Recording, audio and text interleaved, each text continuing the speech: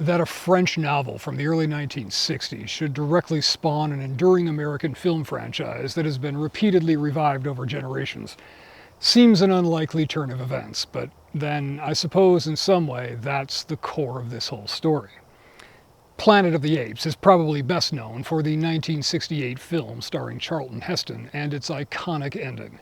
But the long lineage of adaptations, remakes, and reimaginings begins with Pierre Boulle's 1963 novel, a fairly short book packed with enough meaning, world building, and questions left hanging to fuel decades of films, a television series, an animated series, and seemingly endless possibilities for retellings of this story steeped in the fear of cultural decline, losing power and status, and being replaced.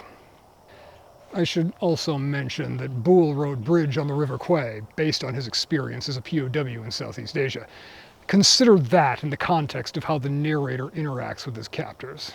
So, in its original incarnation, this story is presented as a found manuscript, found floating in space in a glass bottle. The author of the tale purports to be Ulysse Moreau, an astronaut from France in the year 2500, one of 3 men on a mission to the star Betelgeuse. They land on a remarkably Earth-like planet that they name Soror, get rolled by a bunch of mute and pantsless locals, and get captured by a pack of guerrillas with guns. The '68 film follows the basic beats of this quite closely, as it does for the entire story, despite making some significant changes in details. The '01 film, too, tracks to the broad strokes laid out in the book, especially with its ending, though it suffers from a script that feels a bit muddled and overworked. And of course, the most recent take on it, beginning with Rise of the Planet of the Apes in 2011. But let's start at the beginning, with the astronauts from Earth arriving on a new world. The book and the '68 and turn-of-the-century films share key elements. Swimming in a lagoon, losing their telltale clothing, meeting the local humans, and being chased and captured by an ape hunting party on horseback.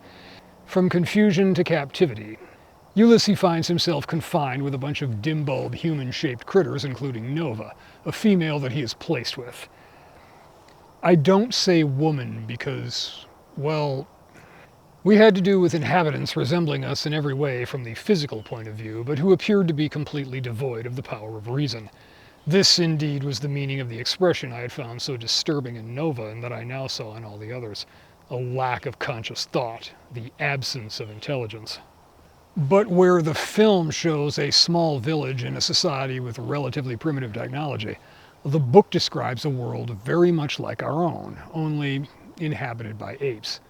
There are skyscrapers, television, cars and airliners, black-tie dinner parties, and even a stock exchange. Imagine a hall of vast proportions crammed full of apes, screaming, gesticulating, and running hither and thither in a completely disorganized manner. Apes in hysteria. Apes who not only rushed about and bumped into one another on the floor, but who formed a swarming mass right up to the ceiling, which was at a giddy height from the ground. The place was equipped with ladders, trapezes, and ropes that they used constantly in order to move from one spot to another. Ulysse, after a great deal of effort, convinces Zira, a chimpanzee, that he's more intelligent than the average human of that world. Over time, he learns the ape's language, and a talking human is quite a sensational thing to be paraded on television programs and subjected to rigorous study, both by scientists and policymakers. It's worth noting that where the novel has Ulysse learning the language over time, the film shorthands this, having the equivalent character Taylor get shot through the neck, thereby being deprived of his voice by his oppressors. Only when he has sufficiently healed does he finally speak to the apes. Take your stinking paws off me, you damn dirty ape! In English, because it's an American movie, and if they don't speak English, they're not worth talking to. But there is a difference between the chimpanzee Zira, who recognizes the man for what he is, and Dr. Zaius, an orangutan, who is the personification of academic conservatism, framing everything in terms of what is already known rather than what is directly observed. No amount of demonstration is enough to convince him. Alas, I did not yet know the blindness of orangutans. They again gave that skeptical smile that enraged me so much, paid no attention to Zira, and went on with their discussion. They had listened to me as though I were a parrot. I felt they were only prepared to attribute my talents to a sort of instinct and a keen sense of mimicry. They had probably adopted the scientific rule that one of our learned men at home summarized as follows: In no case may we interpret an action as the outcome of the exercise of a higher psychical faculty if it can be interpreted as the outcome of one that stands lower in the psychological scale. That would be Lloyd Morgan who said that. His counterpart in ape world is no doubt an orangutan. There's a strong element of race essentialism to that society, and each maintains a sense of superiority to the others. There are three distinct families, as you have noticed, each of which has its own characteristics: chimpanzees, gorillas, and orangutans. The racial barriers that used to exist have been abolished, and the disputes arising from them have been settled, thanks mainly to the campaigns launched by the chimpanzees. Today, in principle, there is no difference at all between us. But most of the great discoveries, I persisted, were made by the chimpanzees. That is true. This carries over in varying degrees to every subsequent iteration of the story. The three ape species of that civilization are defined not only by physical traits, but innate behavioral characteristics. Orangutans are intelligent, but arrogant and rigid in their thinking. Chimpanzees are just as arrogant, but much more inquisitive. Gorillas are brutish and violent. Strictly speaking, it's species, not races in this sense, with the civilization on Soror being a close multi-species alliance between gorillas, chimps, and orangs. But it's framed within ape as a collective identity with man as the unifying other. The apes are not divided into nations. The whole planet is administered by a council of ministers, at the head of which is a triumvirate consisting of one gorilla, one orangutan, and one chimpanzee. In conjunction with this government, there is also a parliament composed of three chambers: the chamber of gorillas, of orangutans, and of chimpanzees, each of which attends to the interests of its respective members. But while humans don't make the cut to be included in that collective identity, we are close enough to be used for medical research. Humans are used up in all sorts of experiments, just as in the 1968 film. One difference in detail worth noting. In that film, one of the astronauts is subjected to experimental brain surgery and ends up a lobotomized zombie. His equivalent in the book reverts to primitive animal-level behavior for psychological rather than physical reasons. There in front of me, among the herd, I saw none other than my traveling companion, the leader and mastermind of our expedition, the famous Professor Antelli. Like me, he had been captured and, no doubt less fortunate, had been sold to the zoo. My joy at knowing he was alive and seeing him again was such that tears came into my eyes. Then I shuddered at the condition to which this learned man had been reduced. My emotion gradually changed to a painful numbness when I noticed that his behavior was identical to the other men's. I could not doubt the evidence of my own eyes, in spite of the improbability of this behavior. He was among the group of quiet ones who did not take part in the scuffles but stretched their hands through the bars with a begging grimace. I watched him while he was doing this, and there was nothing in his attitude to reveal his true nature. A little ape gave him some fruit. The scientist took it, sat down, crossed his legs, and began to devour it greedily, looking at his benefactor with an eager eye as though he hoped for another gesture of generosity. There's a flip side to this. While the professor takes on the role foisted onto him, that of zoo animal, the apes rose to be the masters of civilization by a similar mechanism, illustrated with biting commentary on the state of man in our own modern world. It seemed absolutely clear that industry did not require the presence of a rational being to maintain itself.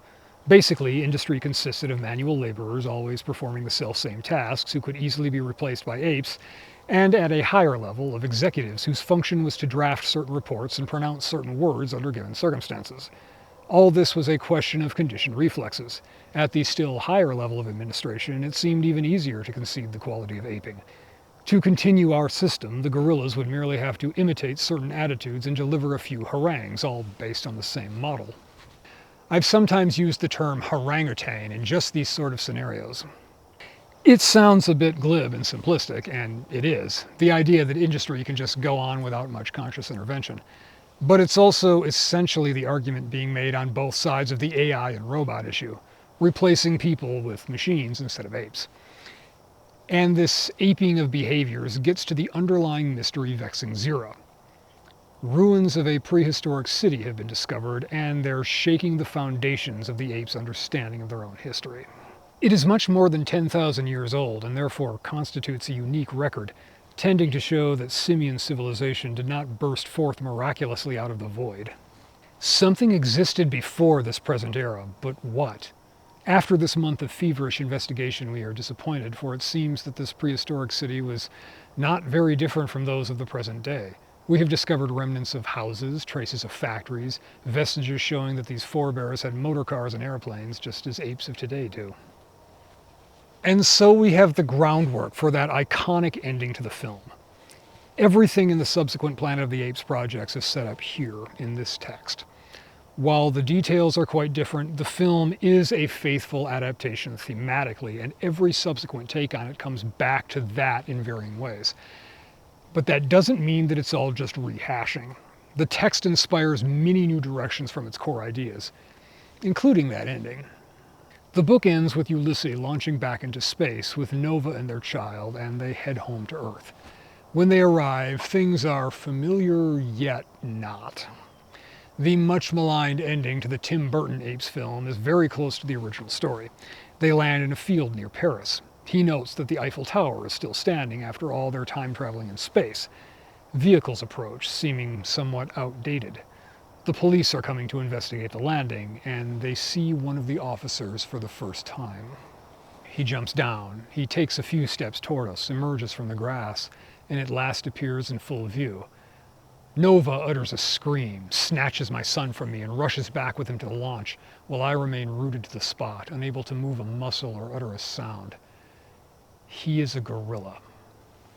The '68 film, in a single shot, captures the essence of the ending more cleanly than the book itself does. And it also sets the stage for the sequels that would blend elements from the novel with more direct commentary on the politics of its day, the Cold War, Vietnam, and of course, race relations. And we have to consider those films in context of their writers being blacklisted. There was a time you couldn't get work in Hollywood if you were a communist. For example, Taylor's Trial, while adapted from the scenes of Ulysses being trotted out to the scientific conferences of the novel, also plays on everyone that was forced to testify before the House Committee on Un-American Activities over alleged, and in some cases actual, ties to foreign-controlled communist organizations. But we'll look at those sequels together in the next installment, since they're really one big meandering story with some strange details.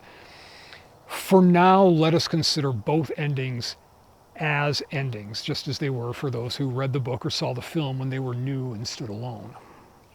Both convey not just the fall of humanity, the end of our civilization, but the replacement of humanity, something rising up and pushing us aside. I know some are thinking of replacement migration. I see no indication that that's authorial intent, and the timing doesn't really work, except maybe in some vague sense of post-war decolonization as an aspect of France's loss of status. But it's applicable. The same underlying fears are at work. Which is not to say they're baseless, only that the base is deeper than the particular issues of a given time. Post-war France really was a shadow of its former self. Mass immigration really is having serious detrimental effects on Western countries.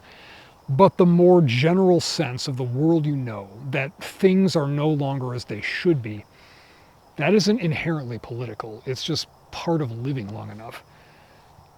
But there's something else here. The book depicts ape civilization as a copy.